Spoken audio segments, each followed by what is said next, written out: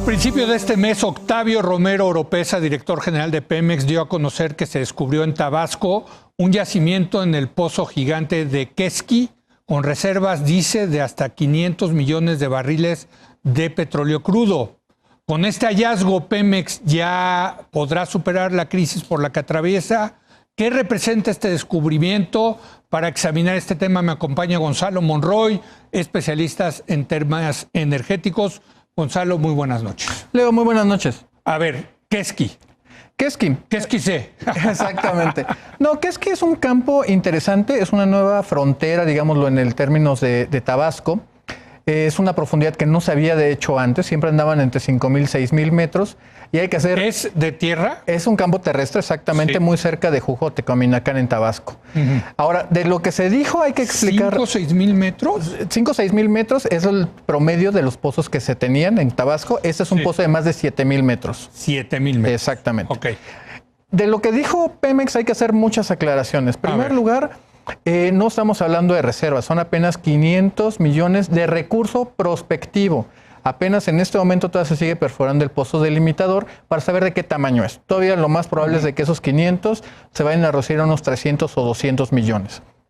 Otra, no es solamente petróleo crudo, es petróleo crudo equivalente, con lo cual probablemente de petróleo estemos hablando entre 100 a 120 millones de barriles. A ver, pero ahí me perdí. ¿Qué es el petróleo? El petróleo crudo equivalente es cuando ya sumamos la suma del gas natural convertido en unidades para hacerlo en petróleo. Estamos hablando de condensado, septano, pentano, algunas que son naftas naturales y eventualmente petróleo. Petróleo que parece ser que es crudo ligero, muy valioso y que nos va a ayudar en esa parte. Pero es una proporción muchísimo menor de lo que estaba diciendo Petróleos Mexicanos. De estos 500 millones, seguramente veremos entre 100 a 120 millones ya de reservas. Todavía le falta bastante. Esta es una muy buena noticia, es una noticia en la dirección correcta, pero definitivamente no salva a Petróleos Mexicanos. Se estima de que tenga una producción promedio de 7.500 barriles diarios. Ese es el pico de producción. Nada, de ahorita que estamos produciendo 1.700.000. Exactamente. De hecho, estamos aspirando a llegar a 1.700.000. Estamos aspirando, dependiendo de los números que salgan en este diciembre. La pérdida, por ejemplo, a pesar de lo que ha dicho la narrativa oficial, Pemex va a caer entre un 5 y 6% en este año comparado con 2018. O sea, ¿no le dieron la vuelta? No se le está dando la vuelta. Lo único que lograron... Digo, porque eso es lo que el presidente y el director de Pemex dicen. Nosotros ya estabilizamos la producción de petróleo y vamos para arriba. Estabilizarlo ocurrió en el 2009-2013, donde la producción cayó 0.5% durante todos esos años. Eso es estabilizar. Aquí cayó 5%.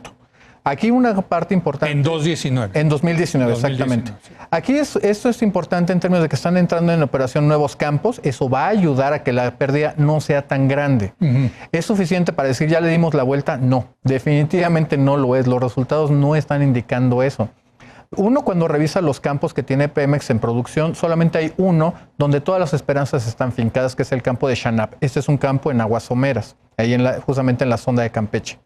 ¿Es suficiente? Pues esperemos que sí, porque si le están proyectando un crecimiento de 70.000 barriles, si se llegan a quedar cortos o la declinación de campos existentes como un Cantarell, Kumalopsap, que son los más grandes, pues simplemente esto va a ser una pérdida todavía más grande. El otro día el presidente decía que también había petróleo cerca de lo que fue Cantarell, porque incluso van a utilizar o estarían utilizando la infraestructura de Cantarell. ¿A qué se refería, Gonzalo? Lo que pasa es que aquí esa es una muy buena parte de la estrategia.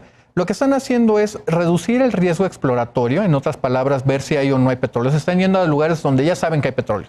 El problema es que es muy poco petróleo. Es un petróleo que ya no es tan barato, mejor dicho, no es tan caro producirlo, pero que no te va a dar los rendimientos. En lugar de hablar de las manzanas del árbol, aquí estamos hablando quizá de las ciruelas, o estamos hablando, en el mejor de los casos, de las uvas. Estamos hablando de cosas muy pequeñas. O sea, ya son campos marginales, como se dice. Son campos pequeños. Marginales normalmente son los campos que ya produjeron por bastantes décadas y solamente les queda una parte residual. Esos son lo que normalmente se conocen como los campos maduros o marginales.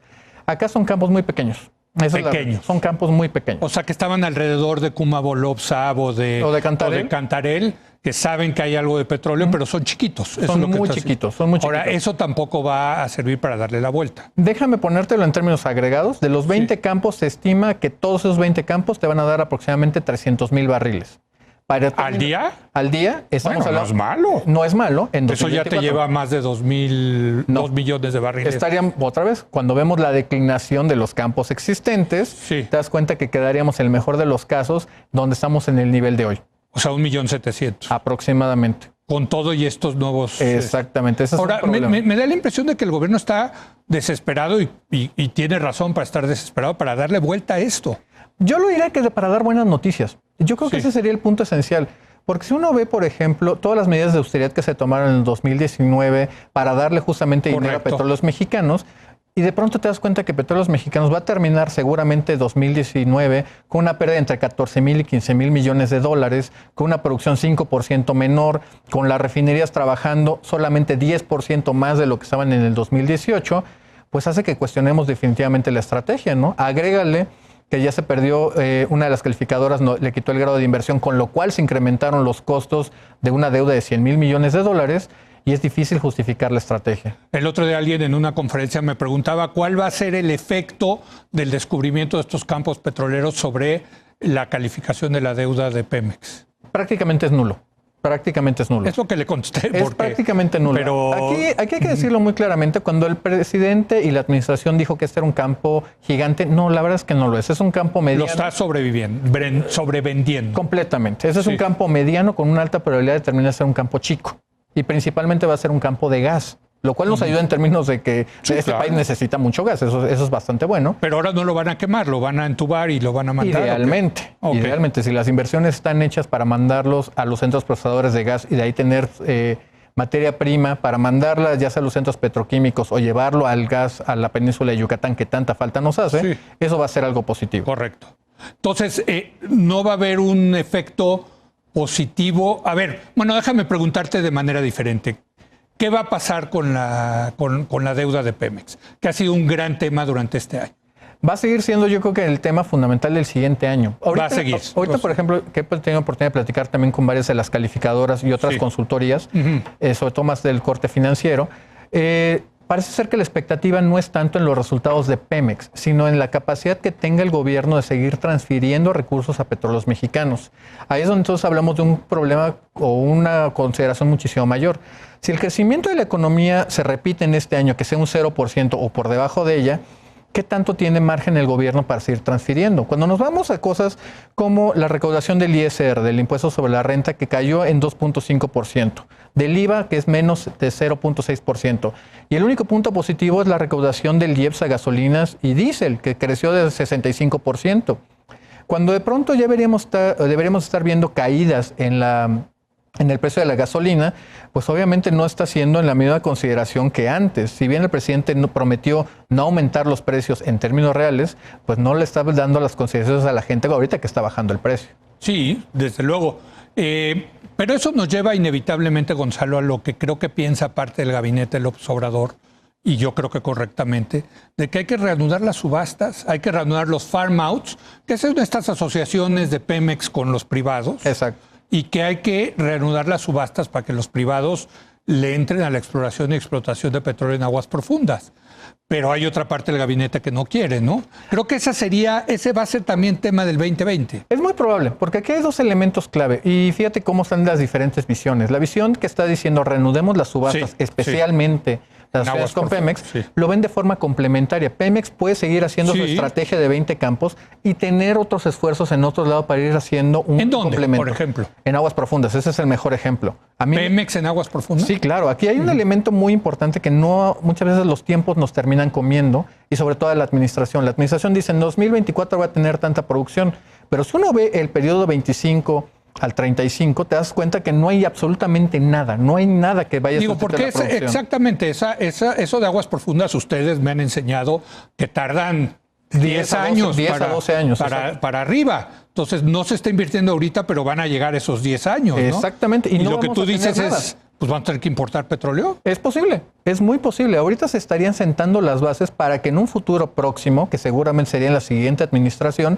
le toque un escenario como ese. Es posible. No, bueno, imagínate. Agrégale que justamente vamos a tener una refinería que seguramente se terminará de hacer el siguiente sexenio, que también va a requerir petróleo crudo. Así que estamos sentando las bases exactamente para una importación de petróleo. En suma, ¿Dónde estamos con Pemex, Gonzalo? Resúmelo, ¿qué terminó en este 2019 en uno de los objetivos clave de esta administración, que es rescatar a Pemex? Yo te lo pondré de esta forma. Yo creo que se malinterpretó el rescatar a Pemex, como solemos decir, el Makes Pemex Great Again. Sí. Se sobreentendió básicamente como vamos a retomar el control, vamos a hacernos el control de todo, vamos a regresar al monopolio. De ahí estás viendo todo, básicamente una consistencia de medidas, desde reducir la política de importación, cómo reducir, por ejemplo, la política de almacenamiento pública y privada, favorecer a Pemex quitándole la regulación asimétrica. Estás viendo todo este tipo de captura para favorecer a las empresas del Estado. En el proceso nos estamos llevando la inversión privada, nos estamos llevando la competencia, nos estamos llevando que tengan los consumidores, gente como tú y yo, quien nos observa, tenga más opciones de Pero a ver, entonces, ya para resumir en una palabra, hoy, un año después de la administración de López Obrador, ¿Pemex está más fuerte, más débil o está igual del desastre que lo dejó Peña Nieto? Está estancado y sin posibilidades de crecer. O sea, está igual de mal.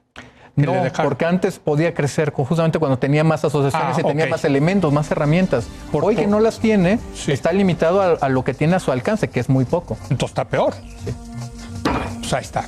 Ya, esa es la conclusión. Gonzalo, gracias. León. Gracias por venir. Gracias. Feliz año. Ya te estaremos molestando en el 2020 para ver qué es lo que pasa en este tema, que desde luego seguirá, ¿no? Crucial. Así es. Crucial. Gracias a Gonzalo Monroy. Hacemos una breve pausa.